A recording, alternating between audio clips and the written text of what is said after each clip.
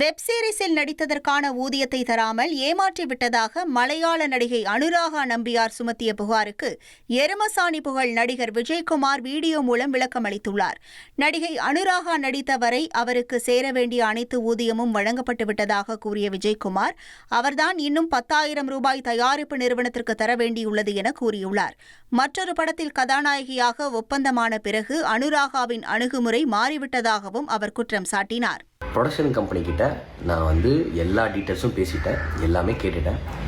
அந்த பொண்ணு நடித்த வரைக்கும் அப் டு டேட் எல்லாமே அவளுக்கு அனுப்பிச்ச காசு டீட்டெயில்ஸ் எல்லாமே ப்ரொடக்ஷன் கம்பெனிட்டே இருக்குது. அதாவது எல்லாமே செட்டில் பண்ணிட்டாங்க. இது வரைக்கும் அந்த பொண்ணு என்ன நடிச்சிருக்காலோ எல்லாத்துக்கும் செட்டில் பண்ணிட்டாங்க. இன்னும் அந்த பொண்ணு ஒரு 10,000 பேலன்ஸ் தர வேண்டியது ப்ரொடக்ஷன் கம்பெனிக்கு. இது உண்மை இல்லைன்னு சொல்லுங்க. அனுராகா அந்த பொண்ணை உண்மை இல்லைன்னு சொல்லுங்க.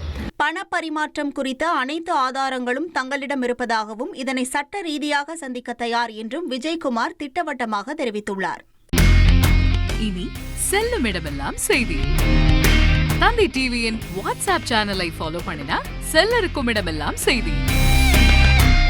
இதோ QR கோட் இப்பவே ஸ்கேன் பண்ணுங்க, ஃபாலோ பண்ணுங்க.